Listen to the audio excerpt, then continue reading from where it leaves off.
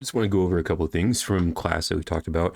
First of all, we have our forces. We've talked about those a little bit, and we found out how to calculate a couple of them, and then we talked about Newton's laws. So I just want to cover all this stuff one more time, make sure that you have it in your mind, and go from there. So the first thing, we had four forces that we could calculate. We had our force of gravity. It's equal to mass times the gravitational acceleration g. We have a spring force that we can calculate using Hooke's law. So force of spring is equal to minus k times delta x. And we also have another friction force, but there are two of those. If you recall, a static friction, which is less than or equal to mu sub s times our normal force, where mu sub s is that coefficient of static friction. And also, it has values that lie between 0 and 1. So mu sub s is somewhere between 0 and 1, usually. Of course, there are a couple outliers that are greater than 1, but for the most part, we see them between 0 and 1. So friction force that is kinetic, we have that is equal to mu sub k times n. And remember, our friction force for static is always less than or equal to, but our kinetic force is equal to. And on the AP exam, you will get something that says the friction force is less than or equal to mu times n, and you need to know that if it's kinetic friction, it is equal to every time, but if it is the static friction, it is less than or equal to. So be careful about that when you take your exam. Same thing with our coefficient of kinetic friction. Usually this thing is between 0 and 1. Don't see them much bigger than that. And also, these coefficients of friction do not have units. So there are no units for mu. All right, so those are the four forces. We've learned how to calculate them. We've kind of briefly done some quick calculation problems with them. Force of gravity is equal to mg. You can calculate the mass if you know the force of gravity, and we know what g is all the time, or if we know what the mass is, we can calculate the force of gravity. But maybe we couldn't calculate some other forces, like say our normal force, or maybe a tension force, or a push force, or a pull force. We don't know how to calculate these because there's no real solid physical phenomena that will explain them to us every time, all the time. Because I can vary how much I pull on something with, and so I can vary my pull or my tension force. I can vary how much my push force is, how hard or how long I push for. So we can't really just describe that with a succinct mathematical statement the way we can friction, which is an interaction that happens between those two surfaces, or say gravity, which is caused by a gravitational field.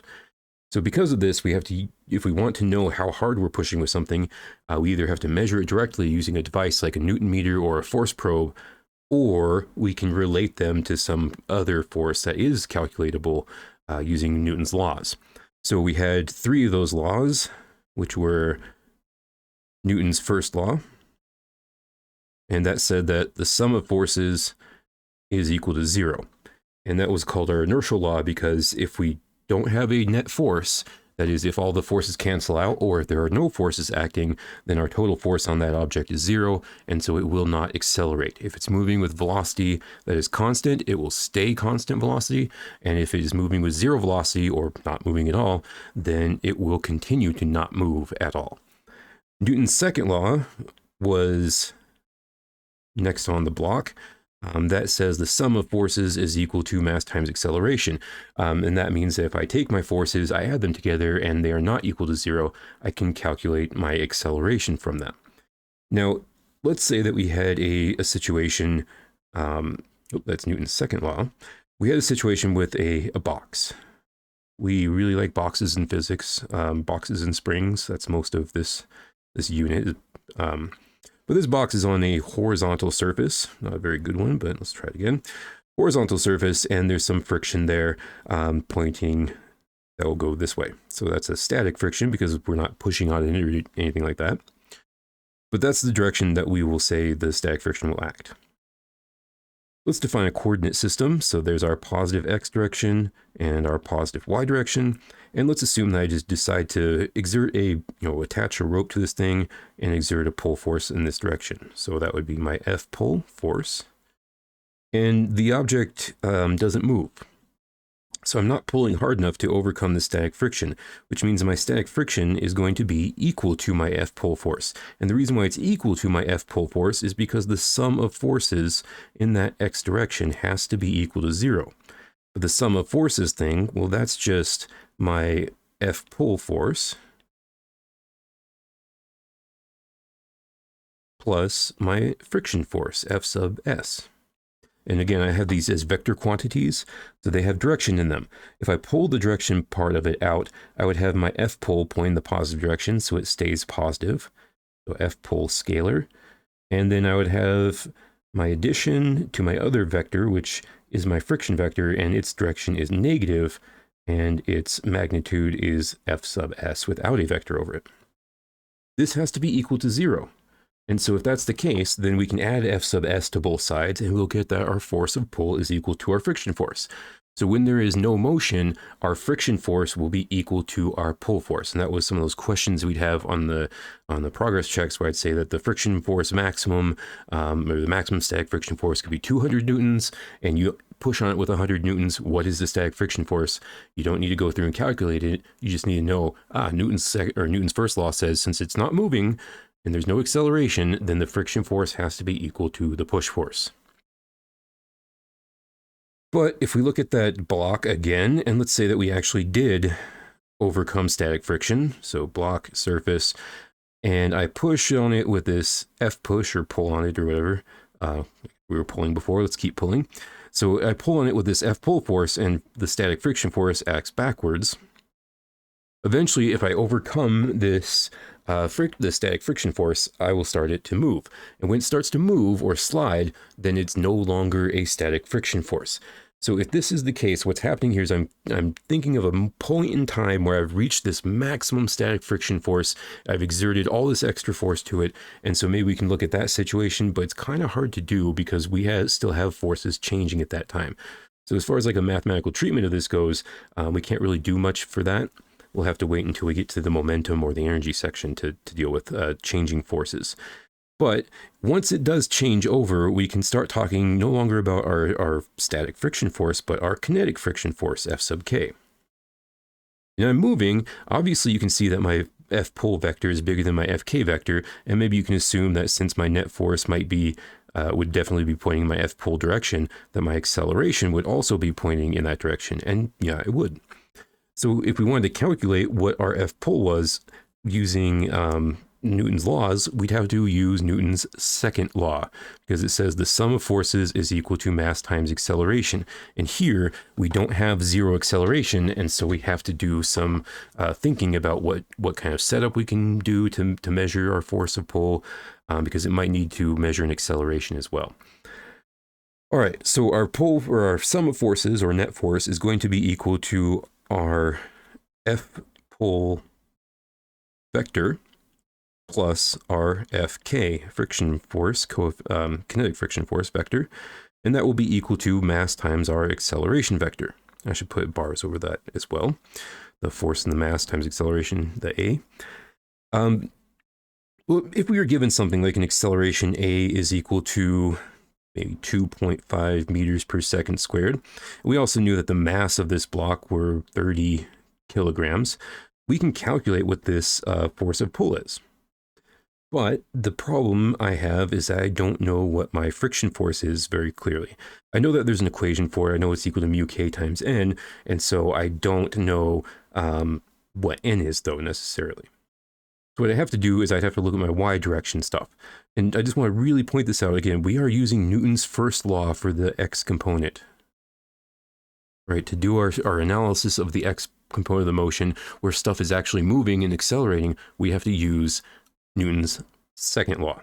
But when we go back to the y component stuff, we know that usually things do not accelerate down into the table, and they don't accelerate up off the table spontaneously. So we have Newton's first law.